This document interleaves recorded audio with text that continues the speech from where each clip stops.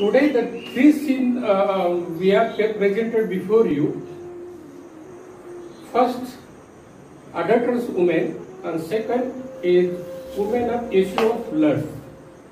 Woman of issue of blood, and the third one is Mary Magdalene. So, two scenes we have photographed over here, is in short film. So it indicates that Mary Magdalene was with Jesus Christ. She was traveling with Jesus Christ. She was helping with Jesus Christ. She was a very rich woman. So she was traveling with Jesus Christ and seeing the miracle of two miracles. We have seen that adulterous woman and woman of issue of blood.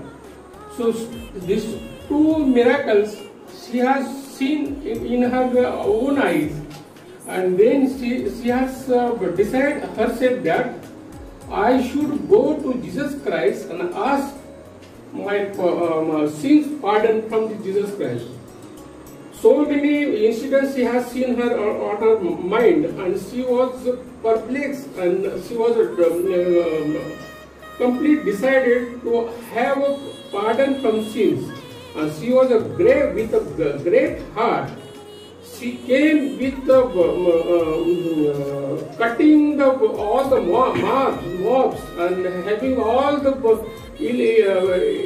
illustrate talking about her. She came into that house, that Pharisee's house, and she came to Jesus' feet, and she was washing the feet with tears. That she was having the perfume also, but perfume was very little.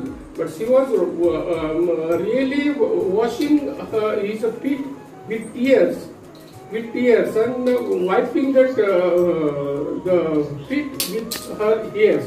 So this indicates that she was very contrite heart. When we contrite heart, we ask the pardon from the God, so He pardons our sins.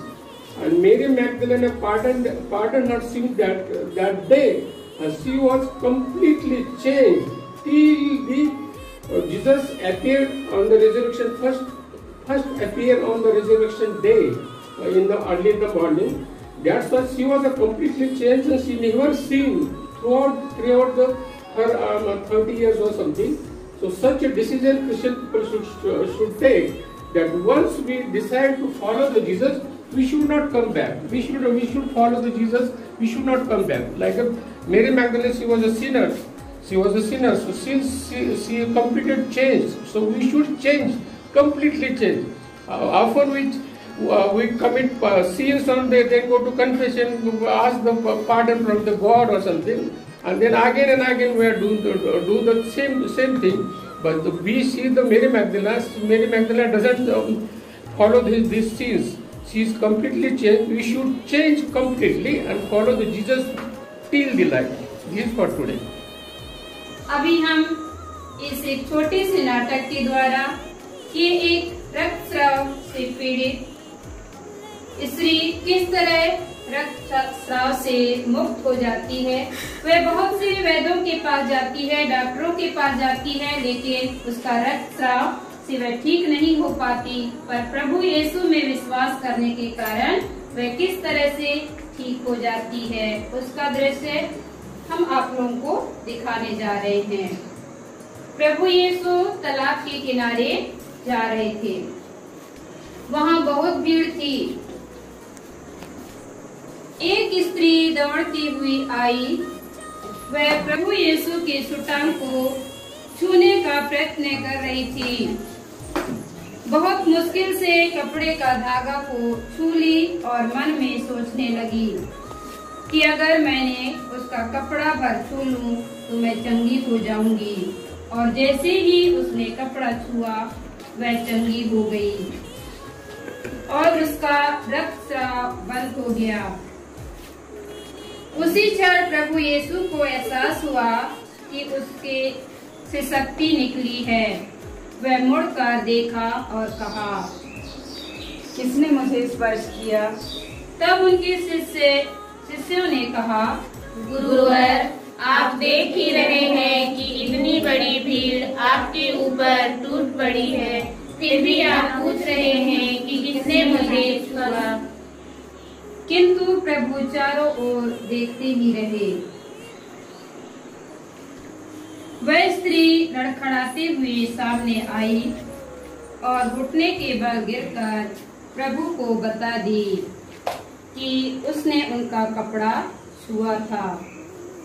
तब प्रभु ने कहा, बेटी, तुम्हारे विश्वास ने तुम्हें चंगा किया, तुम शांति प्राप्त कर जाओ।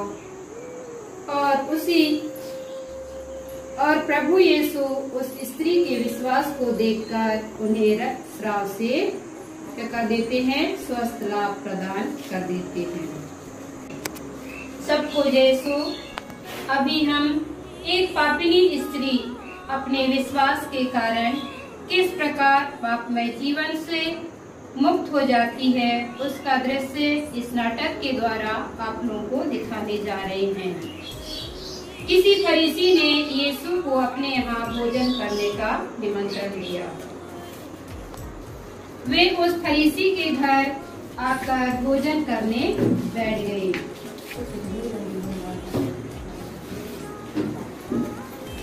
नगर की एक पापिनी स्त्री को यह पता चला कि ईसा फरीसी के यहाँ भोजन कर रहे हैं। वह संगमरमर के पात्र में इत्र लेकर आई और रोती हुई ईसा के चरणों के पास खड़ी हो गई। उसके आंसू उनके चरण भिगोने लगे, इसलिए उसने उन्हें अपने केसों से पोंछ लिया और उनके चरणों को चूम चूम कर उन पर इत्र लगाया। जिस फरीसी ने ईसा को निमंत्रण दिया था, उसने यह देखकर मन ही मन कहा, यह आदमी नबी होता तो जरूर जान जाता कि जो स्त्री इसे छू रही है वह कौन और कैसी है। तब तो वह तो पापिनी है। इस पर ईसा ने उनसे कहा, सिमोन, मुझे तुमसे कुछ कहना है। गुरुवर, कहिए। ईसा ने उत्तर दिया, किसी महाजन के 2 कर्जदार थे। एक 500 दीनार का ऋणी था और दूसरा 50 का। उनके पास कर्ज अदा करने के लिए कुछ भी नहीं था, इसीलिए महाजन ने दोनों को माफ कर दिया। उन दोनों में कौन उसे अधिक प्यार करेगा? मेरी समझ में तो वही जिसका अधिक ऋण माफ हुआ। तब उन्होंने उस स्त्री को और मुड़कर सिमोन से कहा, इस स्त्री को देखते हो, मैं तुम्हारे घर आया, तुमने मुझे पैर धोने के लिए पानी नहीं दिया, पर इसने मेरे पैर अपने आंसुओं से धोए और अपने केसों से पोंछे। तुमने मेरा चुंबन नहीं किया, परंतु यह जब से भीतर आई है मेरे पैर चूमती रही। तुमने मेरे सिर में तेल नहीं लगाया, पर इसने मेरे पैरों पर इत्र लगाया है। इसलिए मैं तुमसे कहता हूँ, इसके बहुत से पाप क्षमा हो गए हैं, क्योंकि इसने बहुत प्यार दिखाया। पर जिसे कम क्षमा किया गया वह कम प्यार दिखाता है। तब ईसा ने उस स्त्री से कहा, तुम्हारे पाप क्षमा हो गए हैं। साथ भोजन करने वाले मन ही मन कहने लगे, यह कौन है जो पापों को भी क्षमा करता है? पर ईसा ने उस स्त्री से कहा, तुम्हारे विश्वास ने तुम्हारा उद्धार किया है, शांति प्राप्त कर जाओ। और हम इस दृश्य में देखते हैं कि प्रभु यीशु उस पापिनी स्त्री को उसके विश्वास के कारण उसे पापमय जीवन से मुक्त कर देते हैं।